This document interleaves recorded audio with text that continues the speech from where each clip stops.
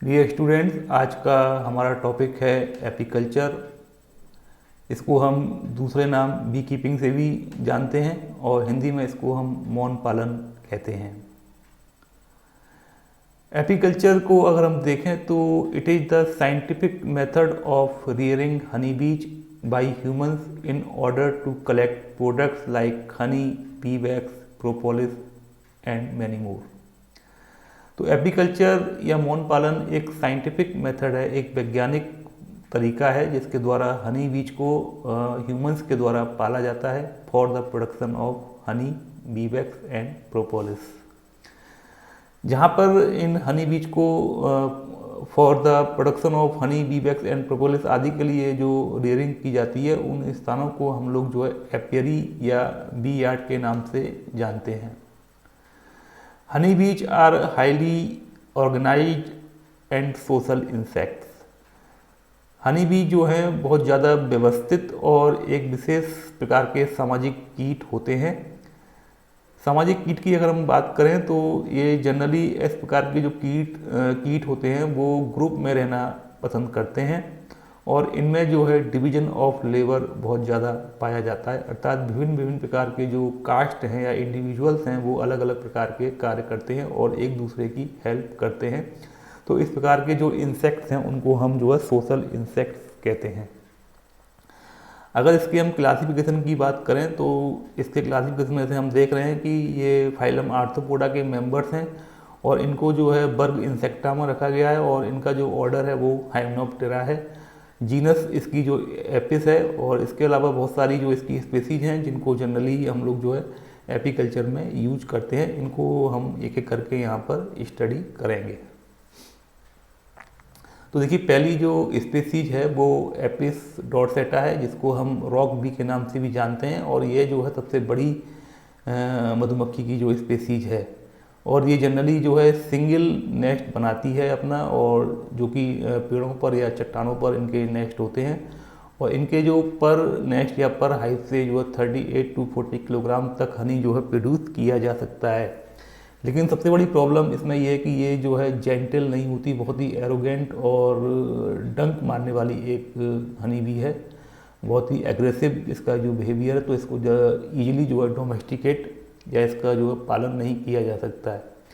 दूसरी ओर जो देखिए, दूसरी जो स्पेसीज है वो इंडिका स्पेसीज है जिसको हम इंडियन बी के नाम से भी जानते हैं। इसका जो साइज है वो मॉडरेट होता है और इसके जो हाइव होते हैं वो एक साथ कई हाइव हो सकते हैं जो कि पैरेलल एक दूसरे के साथ लगे रहते हैं।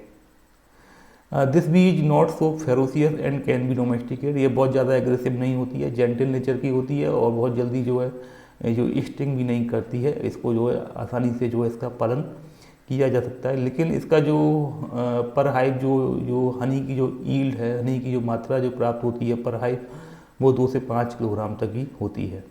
लेकिन इंडियन जो हमारी जो इंडिया है, कंट्री है, उसमें इस प्रकार का जो है एपीकल्चर में इस स्पीसीज को जो है यूज काफ़ी ज़्यादा किया जाता है।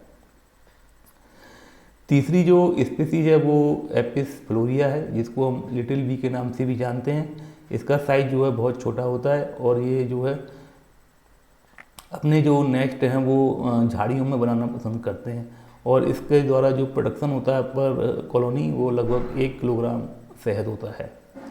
देखिए, जो नेक्स्ट स्पीसीज है वो एपिस मेलिफेरा है। इसको हम यूरोपियन बी भी कहते हैं या इसको हम इटालियन बी के नाम से भी जानते हैं, जिसको यूरोप से जो है अन्य जो एशियन कंट्रीज हैं वहाँ पर इसको जो है इंट्रोड्यूस किया गया है। ये जो है देखने में इंडियन बी की तरह ही लगती है और इसको आसानी से भी इसको भी जो है डोमेस्टिकेट या इसका पालन किया जा सकता है। लेकिन इंडियन एपीकल्चर की हम बात करें तो इंडिया में जो है जनरली एपिस इंडिका स्पीसीज को जो है मधुमक्खी पालन में प्रेफर किया जाता है।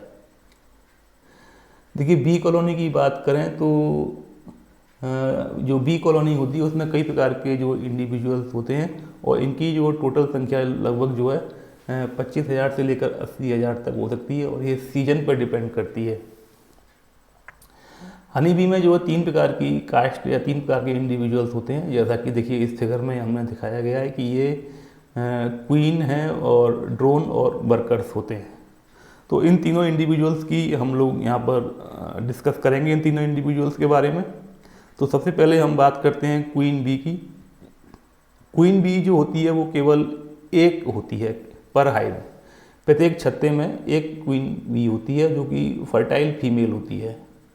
This is the only fertile female in the hive और कॉलोनी, और she is capable of producing up to 2000 eggs. और इसके अंदर इतनी क्षमता होती है कि ये प्रतिदिन लगभग 2000 तक अंडे जो है दे सकती है। सी इज लार्जेस्ट इन साइज। अगर हम तीनों ड्रोन, क्वीन और वर्कर इंडिविजुअल्स की बात करें तो जो क्वीन का जो साइज होता है वो सबसे बड़ा होता है। और इसमें देखिए नेक्स्ट पॉइंट पर देखें तो क्वीन में जो है वैक्स ग्लैंड नहीं पाई जाती है, अर्थात क्वीन जो है वैक्स प्रोड्यूस नहीं करती है। इसकी जो लाइफ साइकिल है वो 3 से 4 साल तक होती है, और इसके जो एग्स हैं वो पर डे जो है 2000 एग्स तक ये प्रोड्यूस करती है। तो ये ड्रोन्स की अगर हम देखें तो drones are the only male member of colony. ये कॉलोनी के नर सदस्य होते हैं, और देयर नंबर में वेरीज फ्रॉम 100 to 300। इनकी जो संख्या होती है वो 100 से लेकर 300 तक हो सकती है, और ये हाइव टू हाइव जो है इनकी संख्या वेरी करती है। ड्रोन्स की जो आयु होती है, लाइफ स्पॉन इनका जो है वो 60 दिन तक हो सकता है। Sting and wax gland absent. इनमें जो है डंक और जो मोम ग्रंथियाँ होती हैं वो अनुपस्थित होती हैं, और इनका जो विकास होता है वो अनफर्टिलाइज्ड एग से होता है, अनिश्चित अंडे से होता है। देखिए ये बहुत इंपॉर्टेंट पॉइंट है, और कई बार कॉम्पिटिटिव एग्जाम में ये क्वेश्चन पूछा जाता है कि ड्रोन्स जो हैं किस प्रकार के अंडों से विकसित होते हैं। तो ड्रोन्स का जो विकास है वो अनिश्चित जो अंडे हैं उनसे होता है, और इस प्रकार के प्रोसेस को हम पार्थिनोजेनेसिस या अनिश्चित जनन से जानते हैं। तो the sole duty of drone is to fertilise the virgin queen. जो ड्रोन का जो मुख्य कार्य होता है वो केवल रानी मक्खी को निषेचित करना ही होता है, इसीलिए ये जो है कॉलोनी के किंग भी कहलाते हैं, कॉलोनी के राजा भी इनको कहा जाता है। तीसरे प्रकार के जो इंडिविजुअल्स हैं वो वर्कर्स या श्रमिक मक्खियाँ होती हैं। Workers bees are entirely female. ये जो है मादा सदस्य होती हैं कॉलोनी की, but they are unable to produce fertilised egg. लेकिन यह जो है निषेचित अंडे प्रोड्यूस करने में असमर्थ होती हैं। Have well developed sting and hind legs have pollen basket. इनके जो स्टिंग होता है या डंक जो होता है बहुत ज़्यादा विकसित होता है, और इनके जो पिछले जो पैर होते हैं, हाइंड लेग्स जो होते हैं, उन पर पॉलन बास्केट जो है पाई जाती है फॉर कलेक्टिंग पॉलन, जिसमें ये पराग कणों को इकट्ठा करते हैं। Worker honey bee have a life spawn of 5 to 7 weeks. Worker जो हनी बी हैं उनकी जो लाइफ स्पॉन है और इनकी जो आयु है, एवरेज आयु जो है 5 से 7 हफ्ते तक होती है, और they perform different duties which are as follow. ये जो कॉलोनी के या हाइव के जो सारे कार्य होते हैं वो इन्हीं श्रमिक मक्खियों के द्वारा किए जाते हैं, और इनमें देखिए क्लीनिंग द हाइव, जो हाइव है उसकी साफ सफाई का कार्य ये मक्खियाँ करती हैं। फीडिंग द लार्वी, जो डिफरेंट लार्वल फॉर्म्स होती हैं हनी बी की, उनको जो है भोजन कराना वो इन्हीं का कार्य होता है। Guard the entrance of the hive, जो हाइव का जो एंट्री पॉइंट होता है उस पर भी ये एज ए सिक्योरिटी गार्ड की तरह वहाँ रहते हैं। और वेंटिलेट द हाइव, हाइव को ये वेंटिलेशन का काम भी जो है वो इन्हीं के द्वारा किया जाता है। जनरली ये जो है अपने पंखों को बहुत तेज़ी से जो है अप डाउन करते हैं, जिससे जो है हाइव के अंदर जो है एक वेंटिलेटेड माहौल रहता है। और यही जो श्रमिक मक्खियाँ हैं वो भोजन की खोज में जो है वो एक स्थान से दूसरे स्थान पर जाती हैं। तो सारे काम एक तरीके से जो कॉलोनी के हैं ये वो वर्कर्स बीच के द्वारा ही किए जाते हैं। देखिए लाइफ साइकिल और डेवलपमेंट को हम देखें तो the 7 days old virgin queen, जो वर्जिन क्वीन जो होती है जिसमें निषेचन अभी तक नहीं हुआ है, वो 7 दिन के बाद जो है वो छत्ते को छोड़कर या हाइव को छोड़कर बाहर निकलती है, और उसके पीछे पीछे जो कॉलोनी के जो ड्रोन्स होते हैं, जो मेल बीज हैं, वो उसके पीछे पीछे जाते हैं और उसके साथ मीटिंग करते हैं। एक बार में एक ही जो ड्रोन है वो मीटिंग कर पाता है, और इस मीटिंग को हम लोग जो है नुप्शियल फ्लाइट या मैरिज फ्लाइट या स्वार्मिंग के नाम से भी जानते हैं। जनरली जो क्वीन बी होती है वो एक बार में जो है एक बार की जो न्यूचुअल फ्लाइट होती है उसमें 7 से 10 ड्रोन्स के द्वारा निषेचित की जाती है। निषेचित हो जाने के बाद जो क्वीन है वो अपने जो है छत्ते में लौट आती है, लेकिन जो मेल ड्रोन्स होते हैं वो जो है निषेचन के बाद जो है मर जाते हैं, क्योंकि जो उनका जो जेनिटेलिया, एक्सटर्नल जेनिटेलिया, जो इसको हम एंडोफेलस के नाम से जानते हैं, देखिए ये जो है एंडोफेलस है, एंडोफेलस के नाम से जानते हैं। और जब ये स्पर्मेथिका में फंस जाता है तो जब इसको बाहर ये मेल जो ड्रोन्स हैं, ये ड्रोन्स होते हैं जो बाहर इसको पुल करते हैं तो इनका जो एब्डोमेन है वो फट जाता है और इनकी जो है वहीं पर मृत्यु हो जाती है। आपने बहुत सारे बीज को अपने गार्डन में देखा होगा, इस तरीके से वो मरे हुए पड़े रहते हैं। अब देखिए, female workers do not mate but they can live infertile eggs. Female worker जो होती हैं वो जनरली मेट नहीं करती हैं और ये जो है इनफर्टाइल एग्स प्रोड्यूस करती हैं, which in turn become male honey bees, जो कि ड्रोन्स में बदल जाती हैं।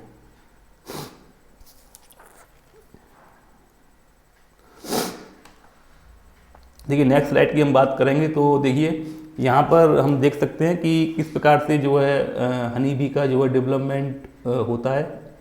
देखिए, द क्वीन लेज एग, दो तरह के एग्स जो है क्वीन के द्वारा प्रोड्यूस किए जाते हैं, फर्टिलाइज एग और अनफर्टिलाइज एग। अगर अनफर्टिलाइज एग जो है प्रोड्यूस किए जा रहे हैं तो उससे जो बनने वाले जो इंडिविजुअल्स होंगे उनको हम ड्रोन कहते हैं, और these are the only male members of the colony. जबकि जो फर्टिलाइज एग होते हैं उनसे दो प्रकार के इंडिविजुअल्स प्रोड्यूस होते हैं, एक तो एक क्वीन होते हैं और दूसरे जो हैं वो वर्कर्स होते हैं। इनिशियल स्टेज में जो लार्वा होते हैं, फर्टिलाइज एग से जो लार्वा प्रोड्यूस होते हैं वो उनको एक ही प्रकार का भोजन कराया जाता है जिसको हम रॉयल जेली कहते हैं, और कुछ समय बाद लगभग एक से 2 दिन के बाद फिर सारे लार्वी को, केवल एक लार्वी को छोड़कर सारे लार्वी को जो है अलग प्रकार का भोजन कराया जाता है। इसको हम बी ब्रेड या अन्य भोजन जो है प्रोवाइड किया जाता है, लेकिन केवल एक लार्वी को जो है रॉयल जेली हमेशा मिलता रहता है और वही लार्वी जो है आगे चलकर क्वीन में परिवर्तित होता है ना। तो फर्टिलाइज एग की जो पहले या दूसरे दिन जो फर्टिलाइज एग से लार्वा निकलते हैं उन सबको जो है एक जैसा ही रॉयल जेली जो है प्रोवाइड किया जाता है, लेकिन 1 या 2 दिन के बाद फिर सारे लार्वी को, केवल एक लार्वी को छोड़कर रॉयल जेली प्रोवाइड उनको नहीं किया जाता, जिससे वो वर्कर्स में चेंज हो जाते हैं और केवल एक सिंगल लार्वी जो होता है उसको हमेशा जो है रॉयल जेली पर फीड कराया जाता है और वही आगे चलकर क्वीन में परिवर्तित होता है। देखिए, यहाँ पर जो स्टेजेज ऑफ डेवलपमेंट हैं कि किस प्रकार के इंडिविजुअल के डेवलपमेंट में कितना समय लगता है, वो इस टेबल में, इस स्लाइड के माध्यम से आपको समझाया गया है।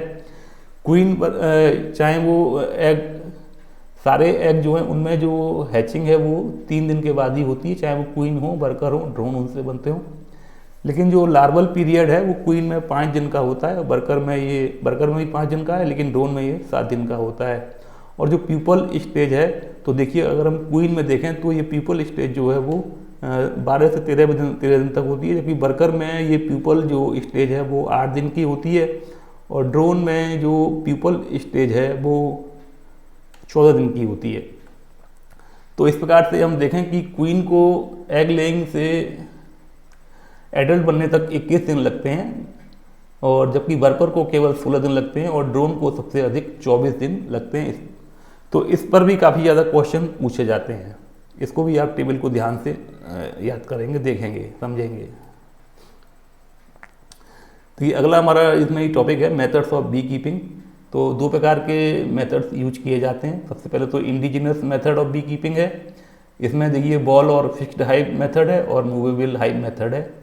वॉल ऑफ फिक्स्ड हाइव जो है ये जो it is purely natural type of comb because bees prepare the hive themselves on the wall और ट्रीज।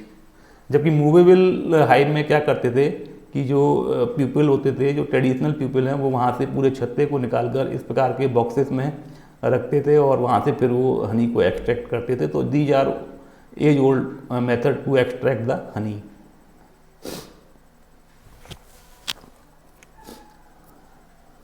अब देखिए, मॉडर्न मेथड ऑफ एपीकल्चर की हम बात करें तो the modern beehives were design based on bee space theory.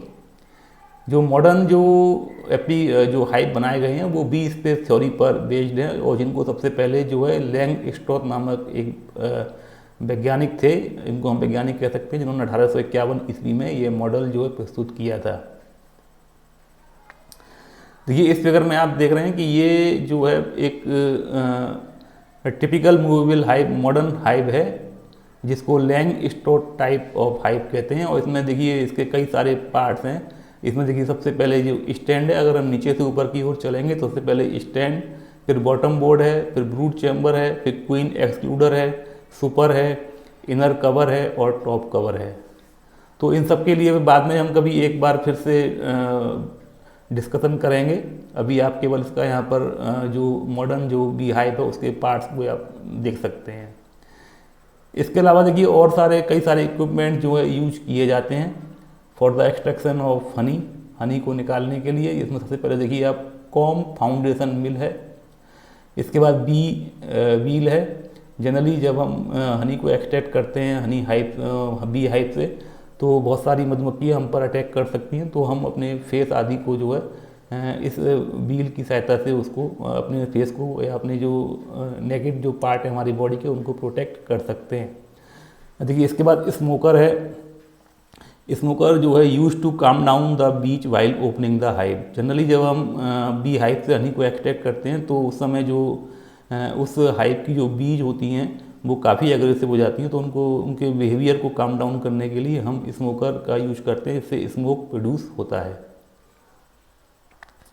ये भी अनकैपिंग नाइफ है। देखिए यहाँ पर अनकैपिंग नाइफ की सहायता से हम जो हाइव में बहुत सारे जो आर्टिफिशियल जो हॉरिजॉन्टल चैम्बर्स वगैरह होते हैं उनको एक दूसरे से अलग करने के लिए नाइफ का यूज किया जाता है, क्योंकि हनी के साथ वैक्स भी प्रोड्यूस होता है और वैक्स की सहायता से ये सब जो सारे जो चैम्बर्स हैं वो आपस में चिपक जाते हैं।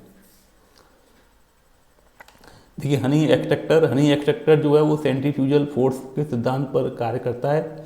इसमें जो है हनी अलग होता जाता है और बाकी जो इम्प्योरिटीज हैं या डेब्रिस हैं वो अलग हो जाती हैं। प्रोडक्ट्स ऑफ एपीकल्चर की हम बात करें तो बहुत सारे प्रोडक्ट्स जो हैं वो एपीकल्चर के द्वारा प्रोड्यूस किए जा सकते हैं। उनमें सबसे जो इम्पोर्टेंट है वो देखिए हनी है। बीज produce honey from nectar of plant through enzymatic activity, regurgitation and water evaporation.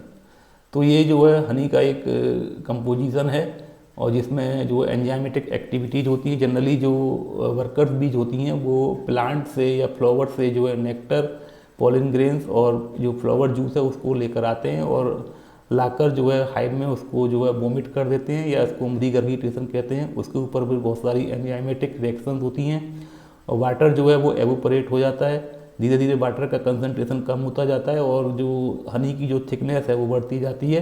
तो ये एक तरीके का पूरा जो है हनी मेकिंग प्रोसीजर है इन द हाइव। और इसके जो हनी के जो यूजेज हैं उसमें देखिए हनी जो है फूड की तरह यूज किया जाता है। Honey is a nutritious food rich in energy and vitamin. देखिए हिंदू जो फैमिलीज होती हैं उनमें अगर कोई न्यूली बॉर्न बेबी है तो सबसे पहले उसको हनी का टेस्ट कराया जाता है। This is a traditional method है ना। ये बहुत ही एक प्राचीन परंपरा है हम लोगों के यहाँ पर।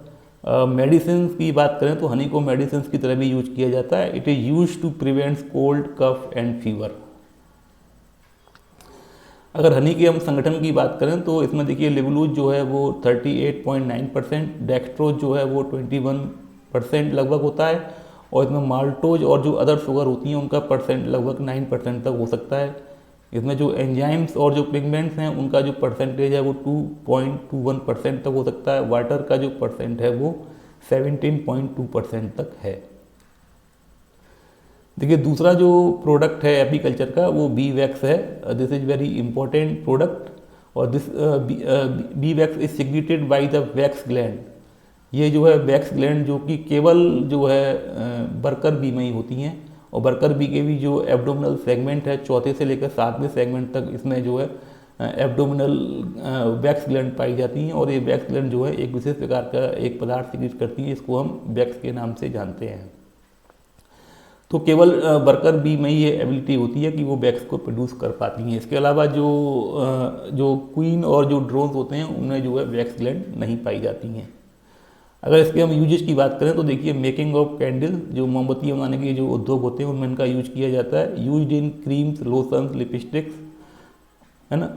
और फॉर्मेशन ऑफ कॉम फाउंडेशन, जो कि हम मॉडर्न बी हाइव में इसको यूज करते हैं, तो वहाँ भी जो एपियरी जो होती हैं वहाँ पर इनका यूज किया जाता है। देखिए तीसरा जो प्रोडक्ट है वो रॉयल जेली है। The glandular secretion of young worker bees 4 to 10 days old produce by the hypopharyngeal gland in the head. जो यंग वर्कर बीज होती हैं उनके द्वारा जो है इस प्रकार का जो एक मिल्क लाइक सिक्रीशन सिक्रिएट किया जाता है, जो कि उनके हेड में पाई जाने वाली हाइपोफेरेंजियल ग्लैंड से सिक्रिएट होता है ना। जनरली देखिए इसके अगर हम यूज की बात करें तो इसका बहुत इंपॉर्टेंट यूज है। Use in the treatment of diabetes, इसका जो मधुमेह के उपचार में इसका यूज किया जाता है। ऑस्टियोपोरोसिस, जनरली जो एजेड पर्सन्स होते हैं उनकी जो हड्डियां होती हैं वो कैल्शियम के निकल जाने के कारण कमज़ोर हो जाती हैं, तो उसके ट्रीटमेंट के लिए भी रॉयल जेली का यूज किया जाता है। It also aids in healing bones, ये जो है घाव भरने में भी बहुत हेल्पफुल होते हैं और हमारी जो प्रतिरोधक क्षमता है उसको बढ़ाने में भी ये कार्य करते हैं। देखिए चौथा जो प्रोडक्ट है वो बीनोम है। Bee venom is a bitter colourless liquid containing proteins which causes local inflammation, है ना। अगर इसके यूजेस की बात करें तो बीनोम जो है is a given as a sort for rheumatoid arthritis. जिन व्यक्तियों को जो है गठिया आदि का प्रॉब्लम होती है उनको ये बीनोम जो है दिया जाता है, या उनकी नर्व पेन वगैरह के ट्रीटमेंट के लिए भी इसको हम यूज करते हैं।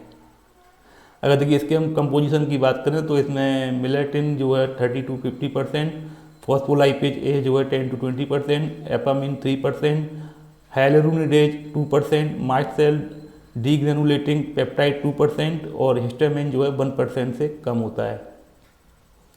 देखिए एक और जो प्रोडक्ट है जो कि एपीकल्चर से प्रोड्यूस किया जाता है एपीकल्चर के द्वारा, उसको हम प्रोपोलिस कहते हैं।